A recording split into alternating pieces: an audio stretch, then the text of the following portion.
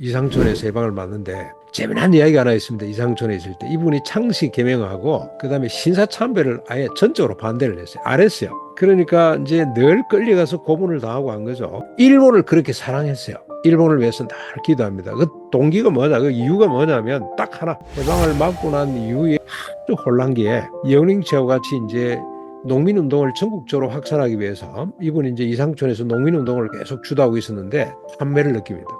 정치의 한계를 봅니다. 이게 머리에 먹물 좀 든 사람들, 공부 깨는 사람들은 전부 다 정치한다고 이혼행 씨하고 결별을 합니다. 그때 이혼행 씨가 그렇게 많이 울었다 그래요. 자기 아들을 죽은데도 눈물 한 방울 안 보이던 분이 김종기하고 결별하면서 그렇게 많이 울었는데 결국 얼마 안 돼서 이혼행 씨가 암살당하고 말았죠. 한국 전쟁을 맞이하게 되고 이제 아마 이분이 남한의 중요 요인에 들어갔던 것 같아요. 그래서 김종기 납치하기 위한 일개 분대가 이제 들어닥친 겁니다. 그 사람들에게 호통을 칩니다. 너희들이 나를 잡으러 온 이유가 뭐냐? 나는 지금까지 우리 민족을 위해서 일한 것밖에 없는데, 그러고 보니까 이제 행색이 뭐 말이 안 읽어지거든요. 형수한테 형수 쌀이 있어 그랬더니 쌀이 있다 그러니까 빨리 밥을 안치라고, 그리고 뭐 좀 닭도 몇 마리 잡아가지고 이 친구들 잘 먹여야 된다고 한솥 해가지고 먹여놨더니 꾹꾹꾹 졸더라는 거예요. 그래서 자거라. 그랬더니 이 사람이 얼마나 피곤했던지 자더랍니다. 그 사이에 동네방네 다니면서 이분이 극 보수이면서도 많은 사람들하고 교제를 합니다. 근데 그 중에 누가 있냐면 한경직 목사님도 있고 박헌영 씨도 있습니다. 그 대통령이 이제 그때 재건 국민의 의장이죠. 의장 자격으로 이제 이 농원학교를 방문을 했어요. 한국 농촌을 어떻게 할 거냐. 모델이 하나 있다. 김용기다. 찾아왔는데 김용기가 고구마로만 가지고 요리를 만들어서 대접을 합니다. 기분이 좋아가지고 이제 자 먹읍시다 이러는데 아닙니다. 우리 집에 왔으니 우리 예법대로 하셔야 됩니다. 하고 기도를 시작하는데 기도 제일 첫머리가 뭔지 아세요? 하늘에 계신 나의 아버지 하나님 이러고 시작하는데 북한의 김일성, 김정일이 예수 믿고 구원받게 해주십시오. 이 부자를 위해서 기도를 시작하는 옆에 차지철이가 그때 경호 담당자로 따라왔대요. 차지철이가 70원을 빼가지고 옆구리를 꽉 찔른 거예요. 무슨 그런 기도를 하냐. 김용기 장로 옆구리 찔른 거예요. 그랬더니 김용기가 어떻게 하는가, 자기 아들이 이제 너무 당을 내보는데 딱 서서 옆에 지시봉을 잡고 확 치우면서 남한의 유명 고정간첩을 김용기가 하남에 있는 가난농원학교에 데리고 있었어요. 그렇게 있다가 6개월 만에 이렇게 발각이 돼가지고 체포돼 갔어요. 그때는 뭐 간첩 은닉죄 이거는 완전히 사형이죠 그냥. 그래서 이제 자녀들이 이제 끝났구나 생각을 하고 있는데 3일 만에 목이 새카맣게 멍들어 가지고 왔더랍니다. 고문을 당해가지고. 그 아버지 어떻게 살아왔어요? 이랬더니 김용기 장로님이 내가 무슨 잘못을 했냐. 또 그 사람이 사회주의 공산주의 이념에 물들어서 그렇지 이 사람이 예수 믿고 새 사람 내면 엄청나게 민족에 큰일을 할 일꾼이다. 그랬더니 그때는 대공 업무를 경찰에서 같이 봤거든요. 서장이 감동을 받고 그 다음에 이분이 유신헌법의 반대자였어요. 유신헌법을 제일 앞장서서 반대했습니다. 그래서 그 반대하는 책을 썼어요. 운명의 개척자라고 하는 문고판으로 나왔습니다. 을류문화서. 근데 이게 어떻게 정보가 샜는지 그때 중앙정보부죠. 들어닥쳐가지고 그 전부 다 압수당하고 그다음에 6개월 동안 중앙정보부 사찰을 받고도 아무것도 안 나왔습니다. 그래서 박정희가 가장 두려워한 사람이 김용기입니다. 정경환 씨 알죠? 전두환 대통령. 그분이 김준실을 몰아내고 자기가 새마을 총재가 됐거든요. 근데 이분이 이제 김용기 가난의 뿌리, 이 새마을의 뿌리 김용기를 찾아온 거예요. 김용기가 자기를 영접을 안 해주거든. 그러니까 이분이 이제 뿌리 났어요. 김용기는 어디 갔냐? 그러니까 이제 교장이 몰래 옆방으로 와서 이제 전화를 걸었어요. 아버님 지금 정경환 씨가 찾는데 그랬더니 그거다 대놓고 막 얼마나 큰 목소리로 제가 이제 정인입니다. 직접 들었는데 이놈아 정신 똑바로 차리라. 지가 어느 쪽 총재라고. 지하고 내하고 길이 다른데 내가 왜 내려가서 만나냐 이놈아 적당히 돌려보내.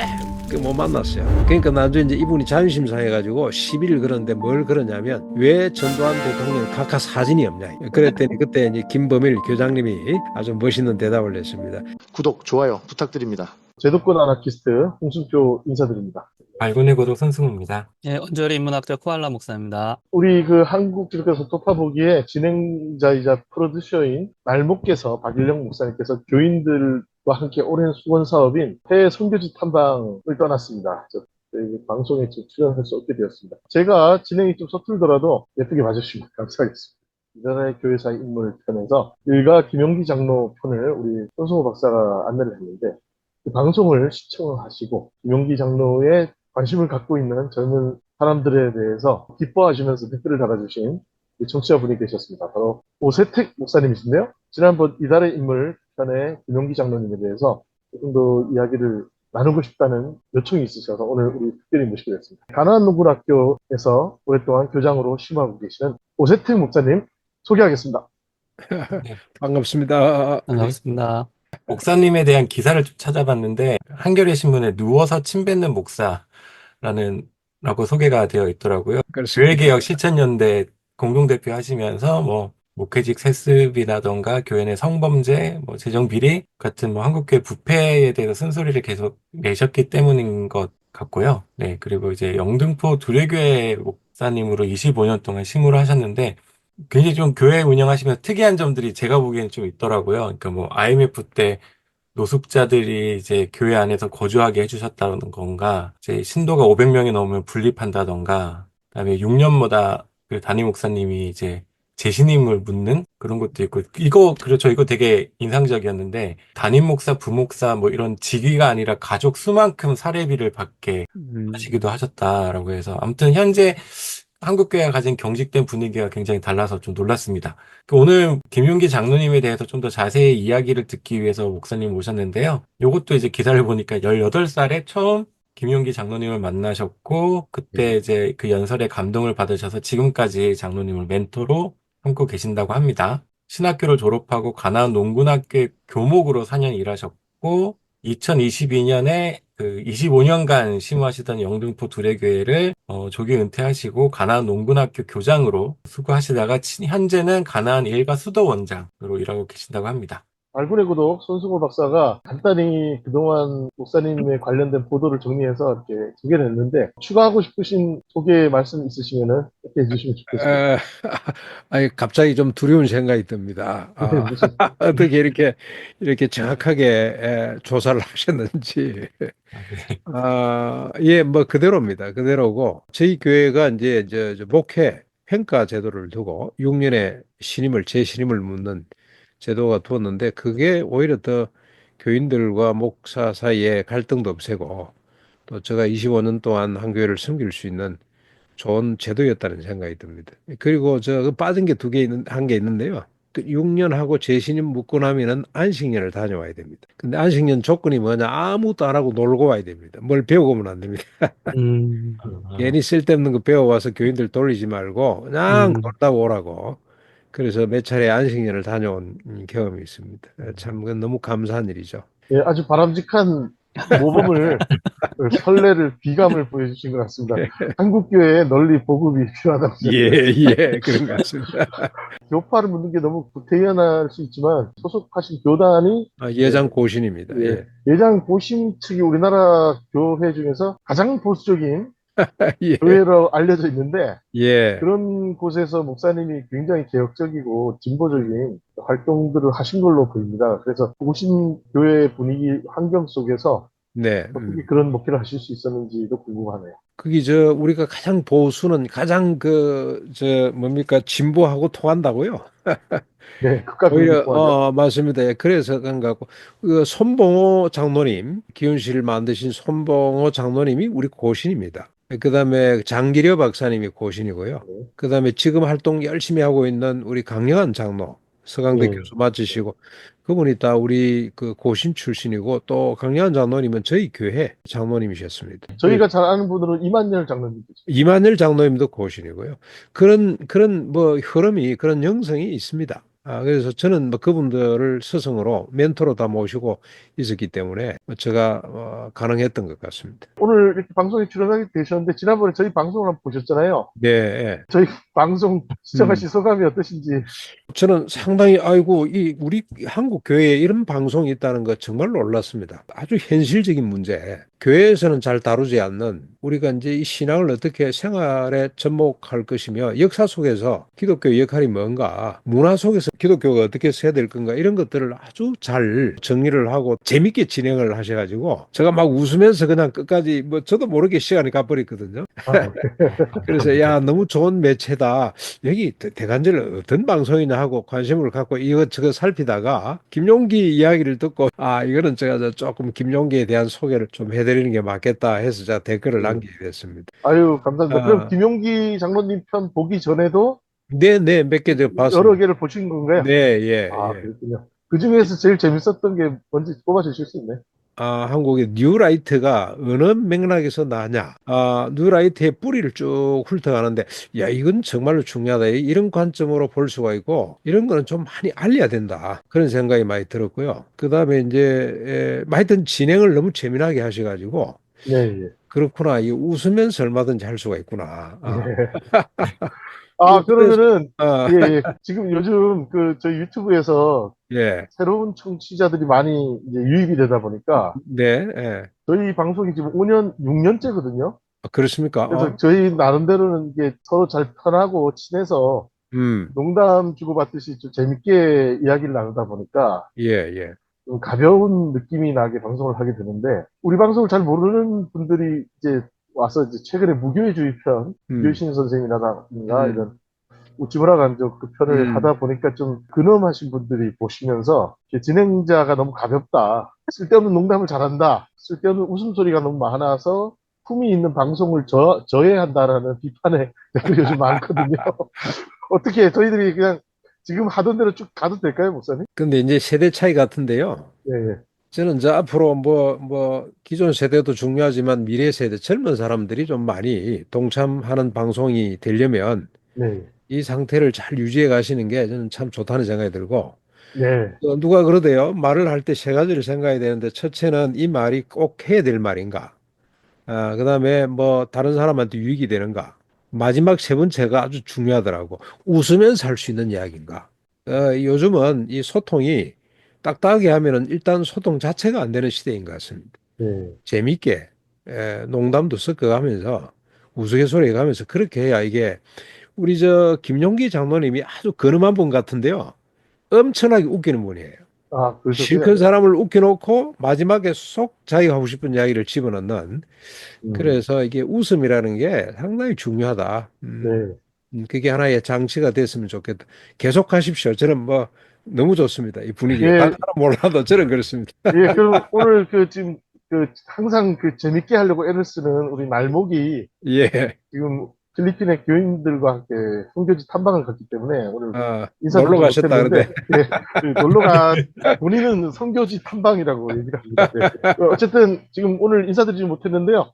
예. 요즘 좀 약간 의기소침해 있거든요. 그래요. 네, 격려의 한 말씀 해주시면 감사드리겠습니다. 뭔가 역사를 개혁하시고 새롭게 만들 때는 반드시 욕을 먹어야 됩니다. 예, 네. 우리 저 성경에 나오는 모든 영적 지도자들이 다 욕 먹은 사람 아닙니까? 바울도 욕을 먹었고 베드로도 욕 먹었고.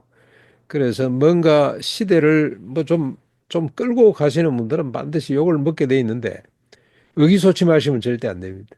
이미 아유, 투파 이제 TV는 뿌리를 내린 것 같습니다. 정말 네. 그렇습니다. 정말로. 근데 제가 보니까 상당히 진보적인 사람으로 알았거든요. 다. 근데 엄청나게 보수적인 거하고 연결이 돼 있어요. 네. 출연진들이 다 그렇더라고 보니까. 아, 그러면서 이제 김용기 이야기를 하는데 부동산에 아주 대가였던 것 같다는 이야기에 제가 막 아주 폭소를 터뜨렸는데요. 예. 그렇게 또 재미나게 표현을 할 수 있구나. 저는 이 기조를 계속 이어갔으면 좋겠다는 생각이 듭니다. 네, 젊은 사람 예. 세대를 위해서, 앞으로의 세대를 위해서. 재밌고 웃기는 음, 그릇에다가 무겁지만 의미 있는 역사 이야기를 담아내는 그 철학을 계속 유지하도록 하겠습니다. 그러면 이제 본론으로 들어가서 저희가 지난번에 일가 김용기 장로님 간단하게 그냥 음, 스케치하듯이 음, 이야기를 나누는데요. 김용기 장로님 편에서 좀 저희가 세심하게 짚고 음, 넘어가지 못했던 부분들이나 오늘은 좀 그분이 만드신 가나안 농군 학교가 어떤 곳인지 한번 정리해서 말씀해 주시면 음, 음. 지난번 편 이어서 오늘 편이 되게 의미 있게 속편이 될 것 같습니다. 지난번 방송하실 때 그 소감을 잠깐 제가 먼저 말씀을 드려볼까요? 김용기 장로의 그 생애에 대해서 쭉 훑어주셨는데, 그 뭐 연도나 그다음에 그분의 활동을 잘 정리해 주셨는데, 썬데이 서울에 나오는 그 기사 같다는 이런 생각이 들었어요. 아주 너무 겉으로만 들이 훑으셔가지고, 그래서 제가 이제 조금 더 진솔하게 좀 더 들어가서 좀 봤으면 좋겠다. 김용기가 어떤 네, 사람이었는지. 뭐 잘 아시는 대로 그가 이제 1909년도에 출생하거든요. 그때 이제 한국의 주권도 빼앗기고, 이제 그러니까 이 사람은 태어나면서부터 주권이니 독립이니 뭐 대한민국이니 이런 말 속에서 자라게 됩니다. 광동학교라고 여운행 김구는 중국에서 독립운동을 냈다면 이승만은 뭐 미국을 무대로 해서 독립운동을 냈다면 마지막까지 국내에 머물면서 활동했던 사람이 여운행 씨인데 그분이 설립한 학교입니다. 이 학교가. 거기에서 이제 중등 과정을 공부를 하고 아버지가 김학교라는 분이 일찍 예수를 믿게 됐어요. 그러면서 이제 한학과 그다음에 뭐 이래 서양 선교사들 밑에서 교육을 받다가 강동중학교에 가서 조원탁이라고 하는 체육 선생님 밑에서 이 민족 의식을 배우게 됩니다. 그러다가 이분이 이제 독립의 이제 꿈을 안고 뭐 그때 뭐 젊은 의식 있는 사람이 다 그랬겠습니다만 만주로 갑니다. 만주로 가게 된 동기는 뭐냐면 거기에서 힘을 길러서 뭔가 보니까 이 무장으로 뭐 이 독립을 쟁취해야 되겠는데 힘을 길러서 한번 내보자 그러다가 만주의 서탑이라는 곳에 이성락 목사님이라는 분을 만나게 되거든요. 근데 그분이 이제 그렇게 하는 건 아니다. 기독교의 운동, 독립을 쟁취하기 위한 운동 그렇게 하는 게 아니고 돌아가서 네 지역부터 일본 사람보다 훨씬 더 의식 있고 잘 살고 더 아름다운 마을로 만들어라. 뭐 그래서 일종의 계몽 운동의 영향을 받은 거죠. 돌아와서 자기 고향에 이상촌을 시작합니다. 1932년에 고향이 어디냐면은 정약용 생가가 있는 바로 건너마을입니다. 이 와보면 능내리라고 하는 경기도 양주군 와보면 능내리가 이분의 고향이에요. 그곳에서 이상촌 운동을 합니다. 근데 이상촌의 모델은 그 당시 정말 덴마크이죠. 이제 마을 중앙에 교회가 있고 온 사람들이 이 마을 주민들이 예수를 믿으면서 형제 자매가 되고 울도 담도 없는 그런 공동체를 이루고 공동으로 생산하고 분배하는 그래서 벌들이 날고 그다음에 그저 나비가 나는 이런 아름다운 마을 만들어서 일본 사람보다 우리가 더 잘 살자. 일본 사람보다 더 우리가 지혜롭자. 이게 이제 이상촌 운동의 목표였습니다. 근데 그걸 읽어내요. 그러다가 해방을 맞게 됩니다. 이상촌에서 해방을 맞는데 재미난 이야기가 하나 있습니다. 이상촌에 있을 때 이분이 창씨 개명하고 그다음에 신사참배를 아예 전적으로 반대를 했어요. 안 했어요. 그러니까 이제 늘 끌려가서 고문을 당하고 한 거죠. 늘 끌려가서 온갖 고초를 다 당하고 했으면서도 신사참배 창씨 개명을 거부한 사람이에요. 그러니까 이거는 뭐 이 일본 제국의 뭐 국기를 흔드는 사건이죠. 그렇게 민족의 자존심, 신앙의 어떤 지조를 지키면서도 재밌게 이분이 또 하나, 저는 이게 상당히 중요한 부분이라고 생각하는데, 일본을 그렇게 사랑했어요. 일본을 위해서 늘 기도합니다. 그 동기가 뭐냐, 그 이유가 뭐냐면 딱 하나, 원수를 사랑하라고 하신 하나님 말씀 때문에. 그래서 이분이 엄청나게 신사참배 창씨개명을 안 하면서도 일본 정부에 협조적이었어요. 그러다가 이분이 고구마를 12달 저장하는 법을 이제 발견합니다. 그때는 우리가 그 다 식량이 부족했기 때문에 고구마가 아주 중요한 식량이었거든요. 근데 이 고구마 문제는 이제 저장이 안 된다는 겁니다. 생산은 많이 되지만 그게 뭐 우리뿐만이 아니고 일본도 그렇고 뭐 이 고구마를 생산하는 모든 국가가 다 이제 저장 문제로 골머리를 앓고 있는데 이 사람이 12도씨가 되면 섭씨 12도씨에서는 고구마가 상하지 않는다. 그래서 실제로 이제 저온 저장고인 셈이죠. 그걸 땅을 파고 들어가서 뭐 이렇게 자기가 연구를 막 수년 동안 해보니까 12도씨를 유지하는 그런 비법을 발견을 해서 그게 이제 뭐 사람들에게 알려지니까 조선 총독부의 이 정무총감 제2인자입니다.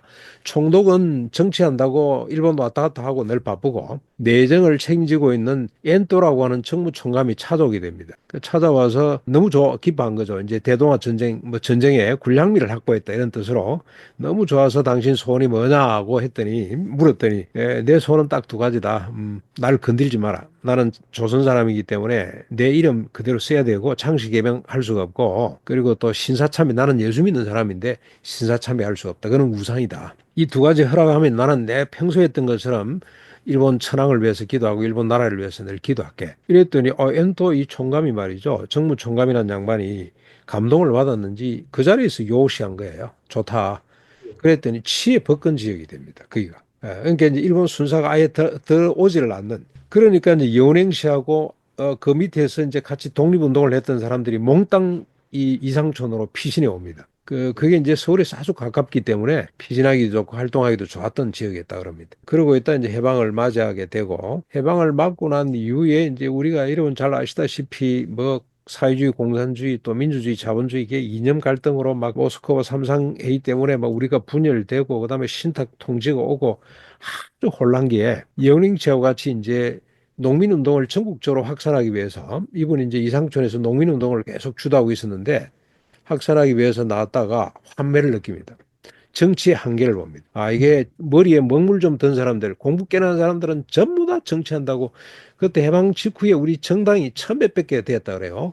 그거 넘었다 그래요. 그만큼 정당이 많이 생기고 모든 사람들이 정치하겠다고 나와서 이분이 다시 농촌으로 돌아갑니다. 이혼행 씨하고 결별을 합니다. 그때 이혼행 씨가 그렇게 많이 울었다 그래요. 자기 아들을 죽은데도 눈물 한 방울 안 보이던 분이 김용기하고 결별하면서 그렇게 많이 울었는데 결국 얼마 안 돼서 이혼행 씨가 암살당하고 말았죠. 근데 이제 이분이 분열되고 그러고 이제 김일성을 남한의 장로 대표로 올라와서 만나기도 하고요. 그러면서 이제 뭐 우리 같이 통일해 보자고 활동을 많이 하다가 결국 우리 한국 전쟁을 맞이하게 되고 이제 완전히 이제 분단 체제로 굳어지게 되는데 참 재미난 에피소드가 이때도 많습니다. 아마 이분이 남한의 중요 요인에 들어갔던 것 같아요. 그래서 김용기 납치하기 위한, 체포하기 위한 일개 분대가 이제 들어닥친 겁니다. 이상촌은 이제 완전히 6.25 때 한국 전쟁 때 그 잿더미가 된다 그래요. 거기가 폭격을 많이 받아가지고.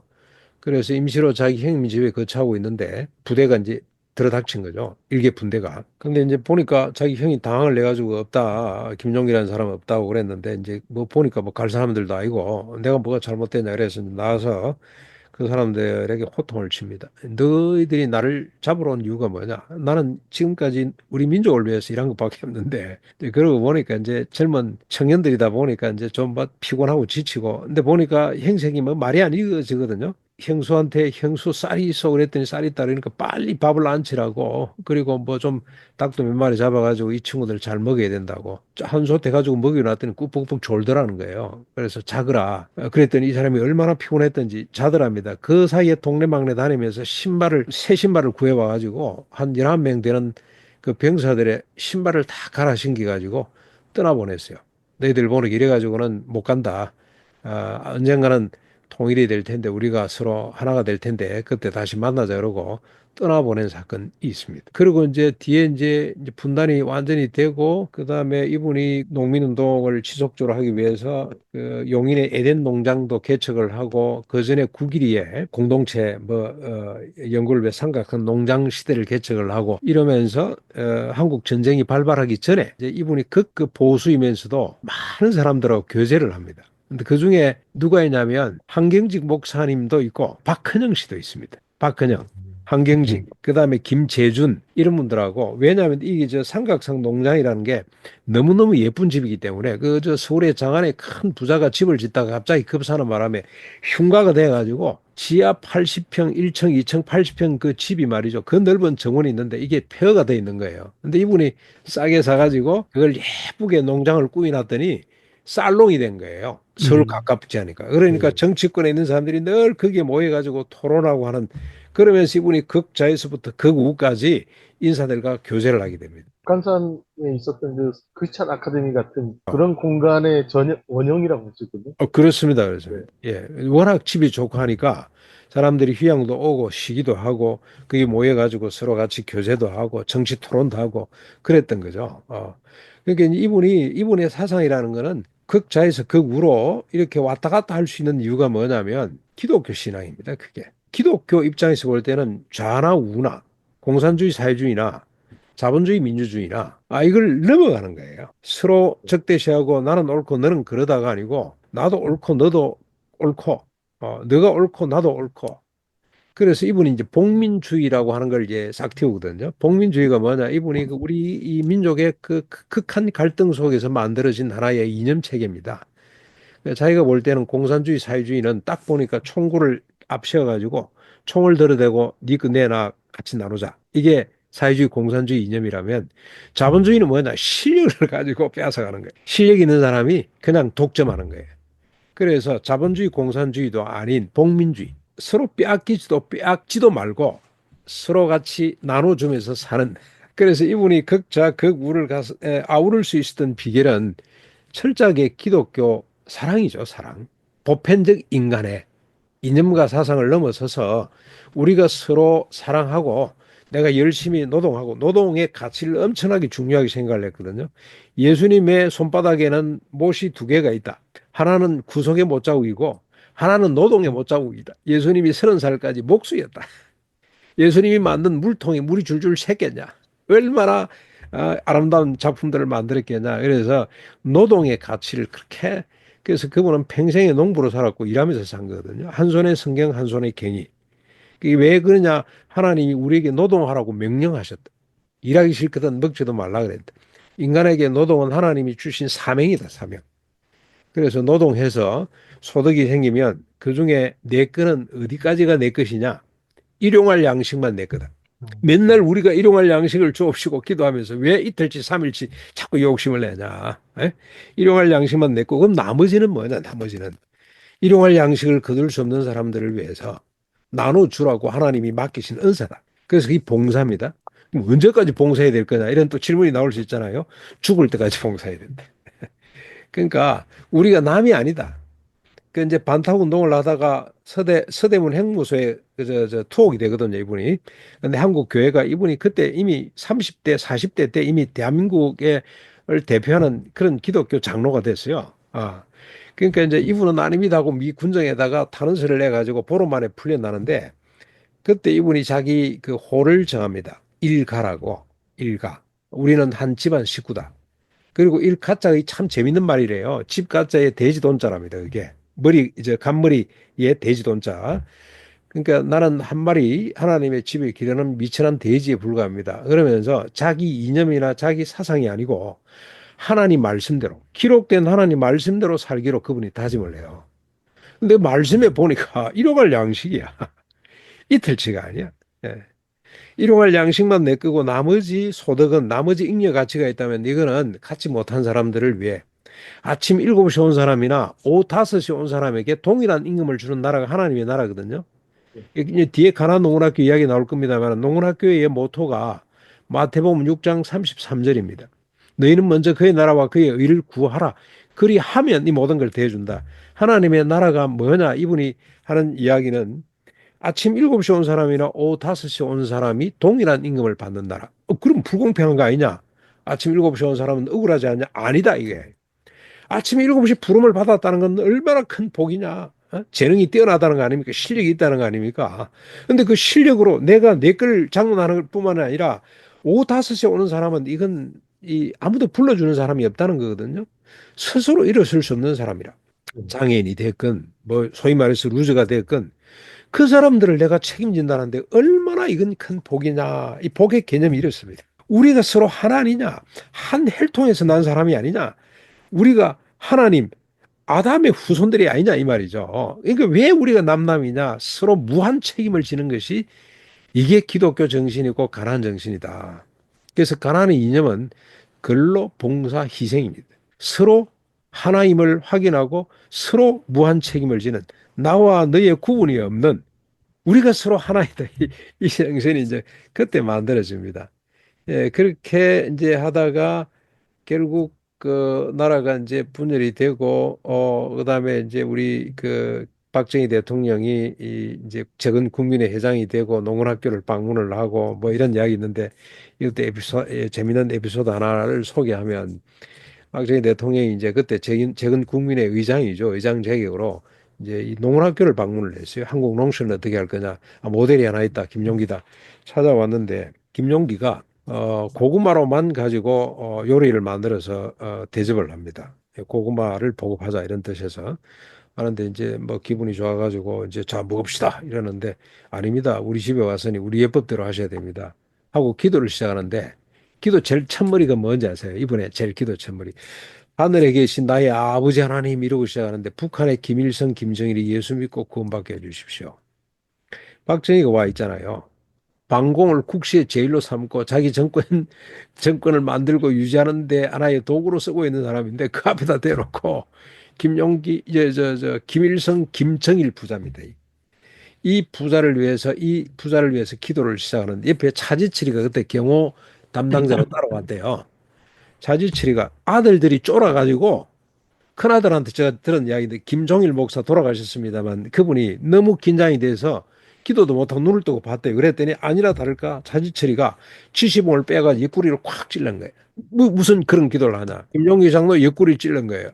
그랬더니 김용기가 어떻게 하는가, 자기 아들이 이제 너무 당할래 보는데 딱 서서 옆에 지시봉을 잡고 확 치우면서 끝까지 기도를 다. 그리고 난 뒤에 밥을 먹자고 하니까 또 아닙니다. 우리 예법이 남았다. 먹기 위해 먹지 말고 일하기 위해 먹자. 뭐 이러면 또 구호 외치고 먹었는데 그때 박정희가 이 이제 일종의 이제 뭐라 그러노? 이분한테 제압당한 거예요. 이분이 보통이 아니구나. 기도할 때 박정희 대통령도 예수 믿고 구원받게 해달라고 기도 안 그것도 했어요? 했을 겁니다. 그거는 내가 못 들었는데.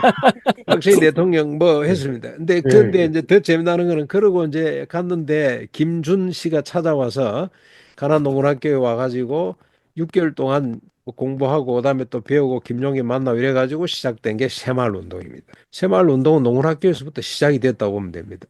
그리고 이제 김준 그분이 너무 열정적으로 잘하기 때문에 김용기가 전적으로 그분을 신뢰하고 지지하고 이렇게 협력을 했습니다. 그러다가 정경환 씨 알죠? 전두환 대통령 굉장히 그분이 김준 씨를 몰아내고 자기가 그게 됐거든요. 예, 새마을 총재가 됐거든요. 근데 이분이 이제 김용기 가난의 뿌리, 이 새마을의 뿌리 김용기를 찾아온 거예요. 그때 제가 신학교 다니면서 학부에 있으면서 그 봉사활동하러 올라와 있을 텐데 정경환이가 오는데 양쪽 군수들이 야단났어요. 며칠 전부터 찾아와서 그냥 뭐 보안 그다음에 또 무슨 뭐 접대 그다음에 또 브리핑 자료는 있냐.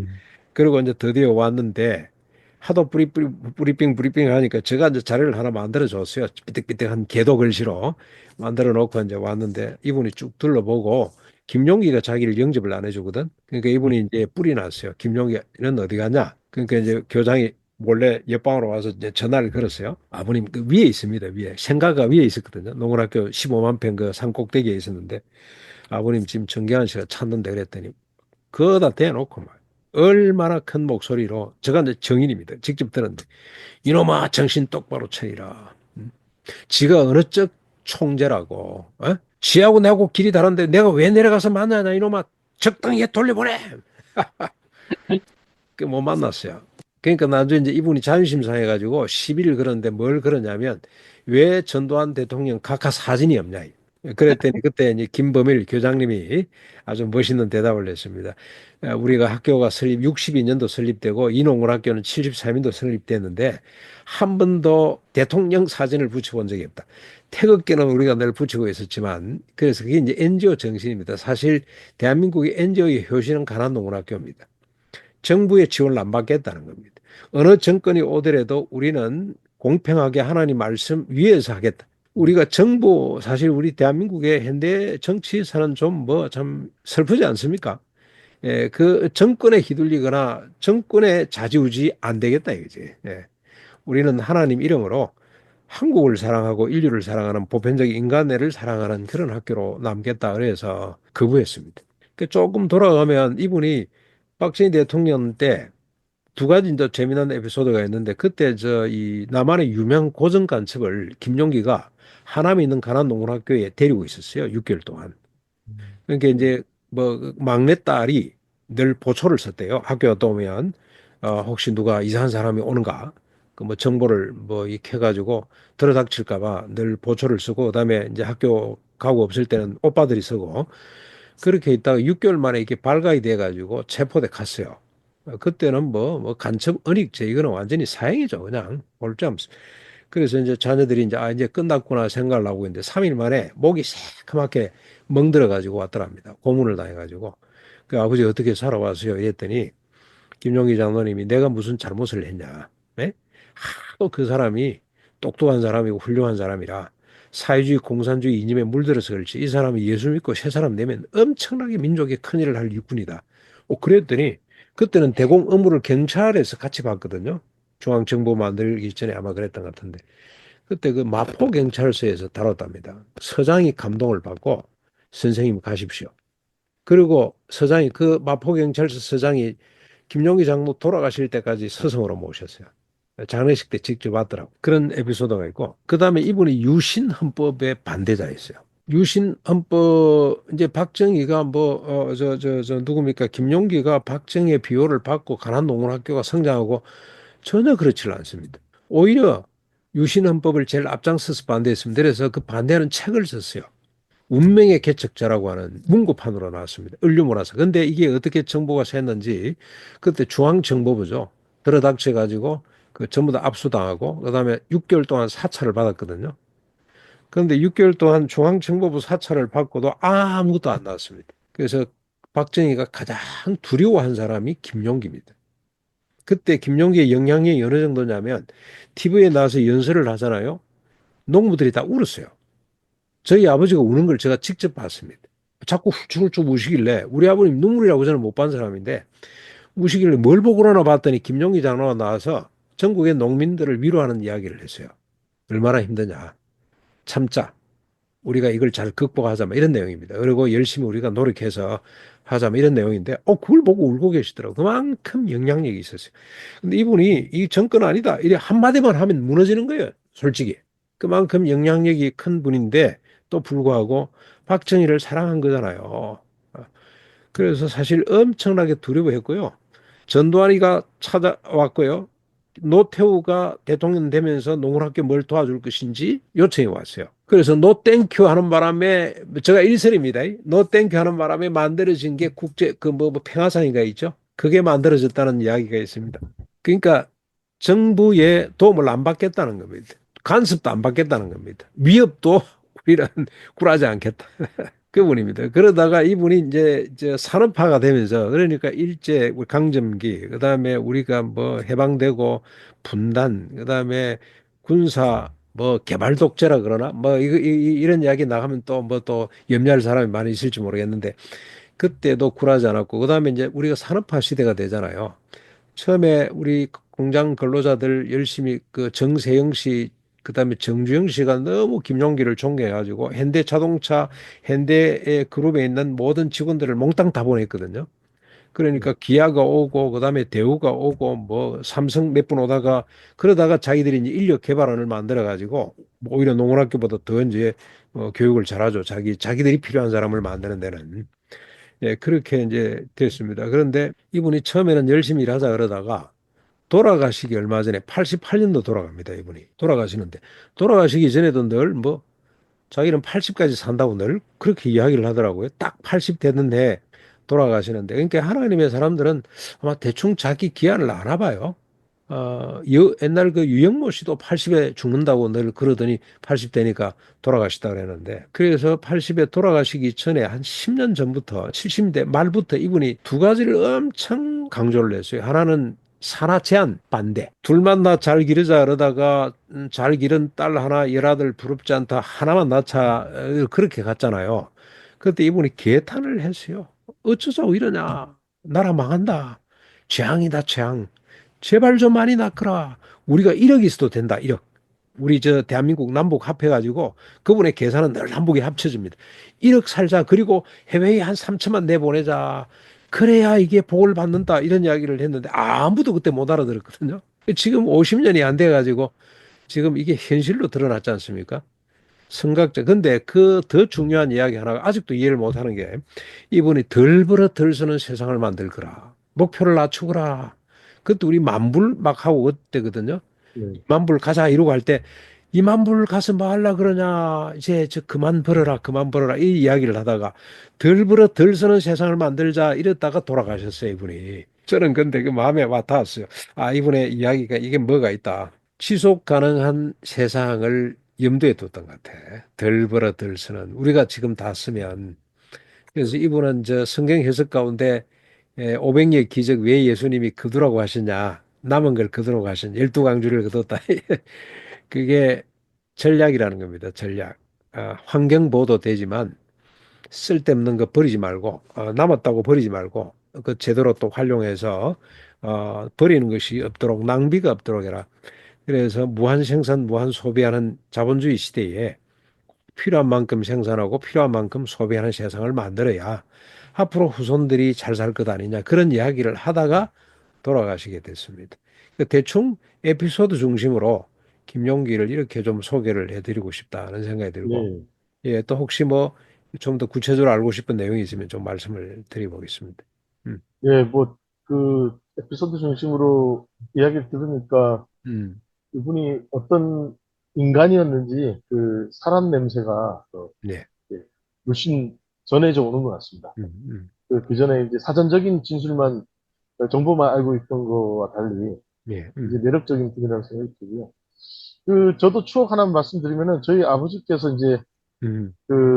저기, 공전에서 광산과를 나오셔서 지금 네, 황지의 광산에서도 일을 하셨었는데, 네, 광사들이 힘드시니까 나중에 군대를 가셔서 또 예비군 중대장도 하시고 그러셨습니다. 근데 저희 아버지가 기독교인이 아니셨는데, 아버지 언제부터 교회 다니셨어야 되니까, 가나안 농군학교를 네, 네, 있었는데, 거기를 자기가 갔다 왔다.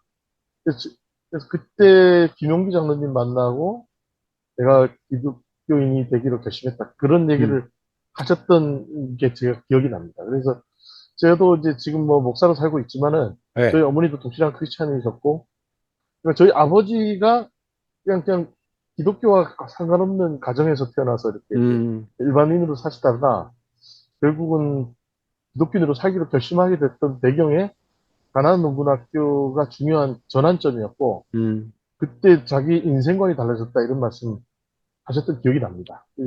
지금도 집에 가면은 저희 아버지가 가나안 농군학교 그 수료식 때 예, 예. 찍은 사진도 있습니다. 그래서 아, 항상 궁금했어요. 도대체 여기가 어떤 곳인가. 아, 근데 오늘 또 이렇게 또 일가 수도 원장님 통해서 또 배우게 됩니다. 지금 우리 그때가 3만 개 마을이라 그랬거든요. 네, 각 마을에 한 두 사람 정도는 있습니다. 그러니까 네, 6만 정도가 대한민국의 6만 명의 우리 국민들이 김용기를 통해서 예수를 믿었다고 보시면 됩니다.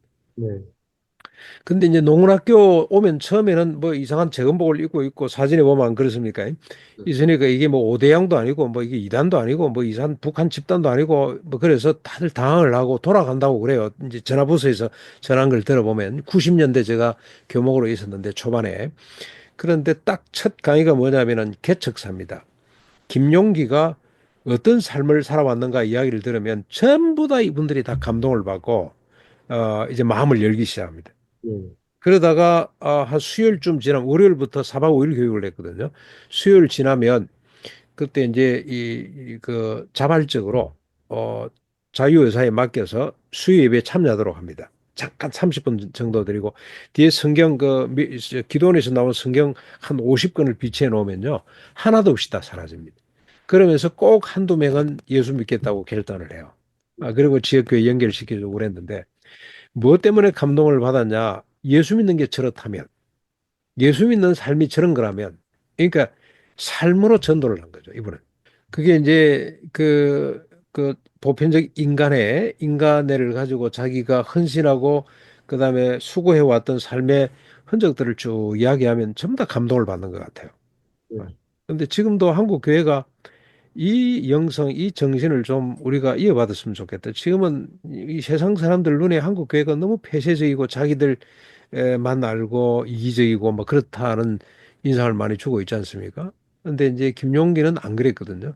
네, 정말로 타자 중심이고 국가 중심이고 자기의 어떤 이권이나 이익이 아니라 그야말로 타자, 그것도 타자도 이제 고통 가운데 있는 타자입니다. 이분의 타자 개념은 그렇습니다. 그래서 계문유화, 문을 열고 밑으로 흘러가자 낮은 곳. 그래서 이분은 5군데 개척지를 옮긴 이유가 버려진 땅입니다. 버려진 땅. 그래서 그걸 잘 만들어서 농장 규모를 갖춰 놓으면 사람들이 다 탐을 내잖아요. 너무 좋다 그러면 네 할래 물어보고 헐값에 넘기고 또 버려진 땅, 왜 버려진 땅으로 찾아가냐. 한국에 지금 땅이 너무너무 경작지가 없고 그다음에 그런 땅을 자꾸 새롭게 만들 때 그때 사람들이 보고 감동을 받고 용기를 얻을 수 있다. 그래서 자기 중심이 아닙니다. 철저하게 타자 중심으로 살아갔던 삶을 보고 감동을 받고 예수 믿는 사람이 제가 추산하기로 전국에 한 6만 명 정도는 있다. 네, 저희 고향이 진주 반성이라는 데인데 조그만한 맨단이거든요. 우리 동네가 네 사람인가 있어요. 네 사람. 예수 믿고 지금은 다 장로들 되고 그랬는데 그렇게 영향력이 컸던 분입니다. 근데 이제 김용기의 신앙의 뿌리는 뭐냐? 우치무라 간조하고 가가와 도요이코라는 사람이 있었잖아요. 네, 가가와 도요이코 쪽입니다. 이분은. 우치무라 간조는 뭐 조금 좀 내재적이고 영적이고 좀 내부 지향적이라면 가가와 도요이코라는 사람은 그 실천적인 예. 기독교인이 어떻게 우리 이 사회 속에서 빛과 소금의 역할을 감당할 것이냐를 외쳤던 사람인데 그분의 영향을 참 많이 받았어요. 네, 예. 아이고, 저희가 지난번에 다가도 있고도 한번 다뤘습니다. 이야기를 다룬 적이 있고, 예전에, 몇 년 전에.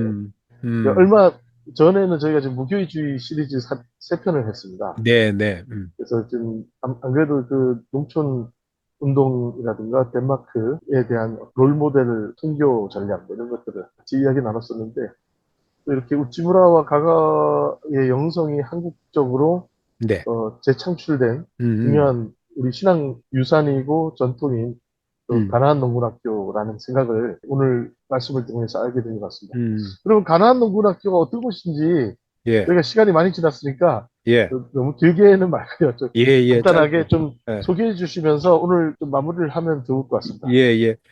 가난 농군학교는 그 이제 이상촌 운동을 했다가 그다음에 삼각산 농장, 그러니까 농장 개척이죠. 그러다가 용인에 에덴 농장을 개척을 하고 거기에서 뭔가 본격적으로 농민운동을 하려고 그러다가 뭐 뜻이 안 맞아서 가족들을 데리고 경기도 하남에 오게 됩니다. 거기서 이제 농장을 시작했는데 주변 사람들이 워낙 많이 찾아와서 우리도 어떻게 하면 잘 살 수 있냐 이래서 시작된 게 62년, 1962년도 가난농원학교. 주로 그때는 농촌 뭐 이래 기술, 농업 기술, 그다음에 의식주 개량 뭐 이쪽에 강의를 많이 하다가 새마을 운동가 접목이 되면서 기업체, 그리고 또 이제 정신교육으로 많이 이제 이 확장이 되다가 73년도에 여기 이제 다섯 번째 개척지가 되겠죠. 신림 가난농군학교가 이제 설립이 되고 그때부터는 주로 이제 우리 기업체 직원들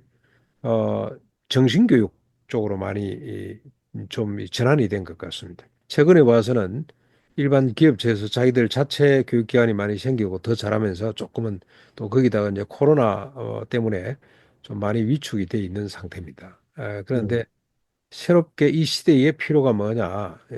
지금 뭐 이제 아주 젊은 세대가 다 힘들어하는 세대가 됐는데 그 농원학교의 과제라고 생각을 하고 어떻게 풀어가야 될지 고민하고 있는 그런 상황입니다.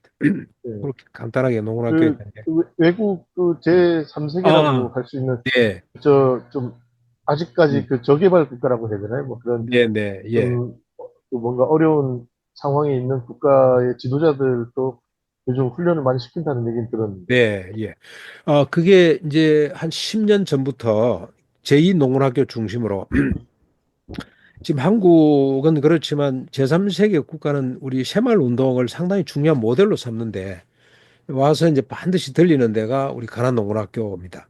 새마을의 효시, 뿌리는 농군학교라는 걸 알고 오히려 지금 국내보다는 국외에서 더 활발하게 지금 전개되고 있습니다.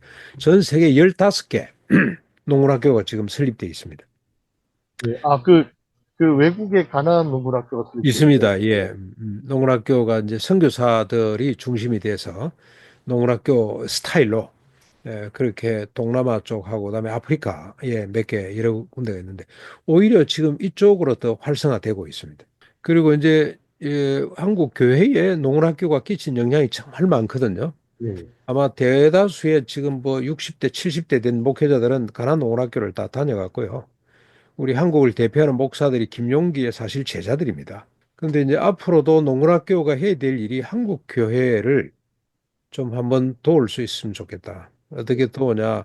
잃어버린 기독교의 영성, 그 핵심적인 영성을 저희들은 자기 부인이라고 생각을 합니다. 자기 부인. 나를 따라오려거든 자기를 부인하고 십자를 지라. 그게 십자가 부활을 이야기하고 난 직후에 하신 말씀인데 자기 부인이 실종이 돼버렸어요.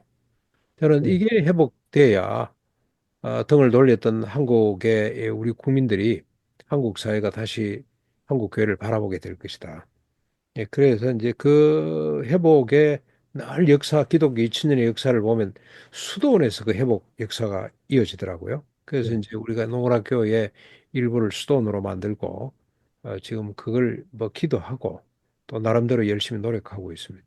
아유, 이렇게 말씀 들으니까 다음에 우리 음, 그 멤버들도 한번 따로 연락드리고 네. 그거는 한번 방문해 보면 좋겠다는 생각이 드네요. 예, 여기 정말 치악산 골짜기에 있는데 너무너무 좋습니다. 바람 소리, 물 소리, 새 소리밖에 안 들리고요. 사철 꽃들이 피고 너무너무 좋습니다. 꼭 한번 예, 오셔서 쉬었다 가십시오. 예, 알겠습니다. 오늘 이렇게 짧은 시간 동안에 압축적으로 김용기 아, 장로님 생애와 가난농군학교 예. 어떤 역사를 이어왔는지, 그리고 지금 무엇을 하고 있는지 설명을 들었는데요. 너무 청취자들한테도 되게 유익한 시간이 될 거라고 생각이 됩니다. 오늘 여러 가지 그 에피소드 얘기해 주신 것 중에 음, 음. 엔도 정무총관 만난 이야기는 들었었는데 나머지 이야기를 이렇게 들어보니까 김윤기 장로님은 진짜 배 전체가 간이네요. 간이 부어도 이렇게 부을 수가 있나 아, 할 정도로 예. 한국 전쟁기에 북한군은 밥을 먹이고 신발 챙겨줬다 그러면 사실은 뭐 한국의 방첩대나 이런 데 첩보가 들어가면 김용희 장로님이고 뭐 형수고 뭐 싹 다 죽는 그렇죠. 상황인데도 음, 예, 뭐 그러셨다라는 걸 보면 굉장히 존경스럽지만 내 음. 친구로 두기에는 좀 무섭다. 그런 생각이 좀 어, 드네요. 네. 혹시 목사님이 이제 계속해서 김용기 장로님을 멘토로 삼으신다고 하셨는데 네. 목회에서라던가 아니면은 뭐 대외 활동을 하실 때도 내가 이런 활동을 하게 되는 게 김용기 어떤 면을 내가 이어서 실천하는 거다라고 하는 인식을 음. 가지고 계시는 걸까요? 아까도 잠깐 말씀드렸는데, 김용기가 그렇게 간이 큰 이유는 하나님이지, 하나님. 그분은 공부도 많이 안 한 사람이거든요. 그야말로 하나님 말씀대로, 그러면 하나님 말씀이 죽고자 하면 살 것이요, 살고자 하는 자는 죽는다. 그 말씀 그대로 믿었던 것 같아요. 그러니까 겁날 게 아무것도 없는 거죠. 그러니까 이념과 사상을 초월해 있는 사람이라고. 그렇게 보시면 좋을 것 같아요.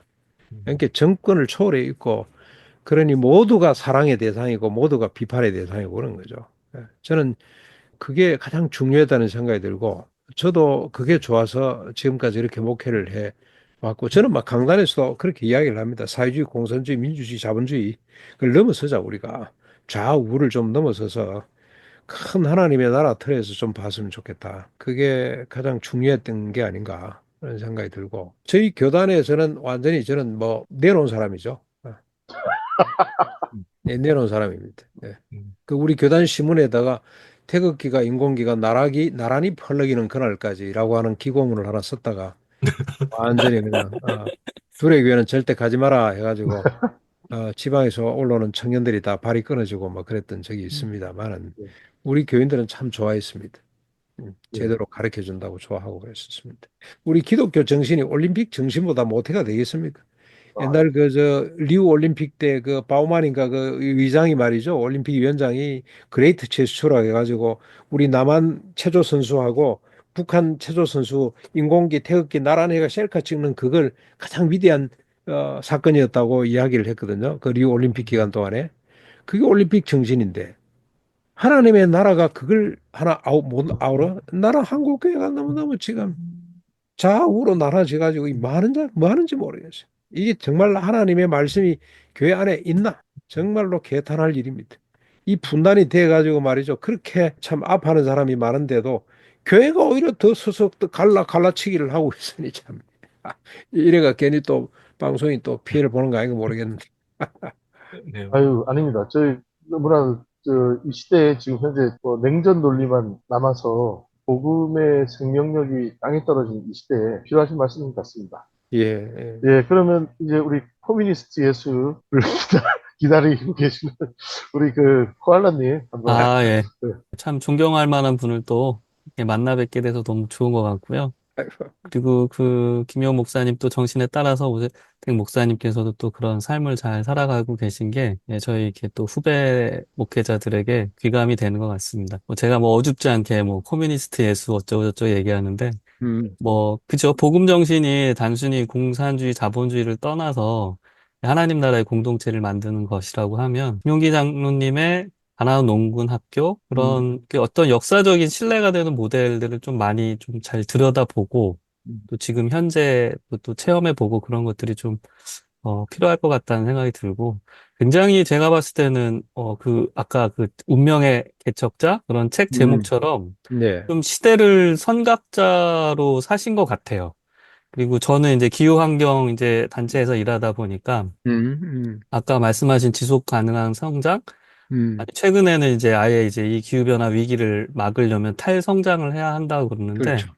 예, 말년에 그 김용기 장로님께서 덜 벌어서 덜 쓰는 음. 지금으로 치면은 벌써 그때가 한창 성장주의 시대인데 그렇습니다. 그거를 내려다보고 그렇지 않으면 이제 지구 생태계에 희망이 없으니까 그거를 또 예언자적으로 또 얘기를 해주신 것 같아서 귀감이 되는 것 같습니다. 오늘 너무 좋은 시간 잘 또 만들어 주셔서 감사드립니다. 오늘 김용기 장로님 지난번에 우리가 너무 짧은 시간에 간단하게 다루다 보니까 놓친 것들 그리고 음. 꼭 다시 짚고 넘어가야 될 김용기 장로님의 신앙 유산을 오늘 오세태 목사님의 입을 통해서 새롭게 더 발견하고 또 많은 사람들이 알 수 있게 이렇게 전달하는 귀한 시간이 된 것 같습니다.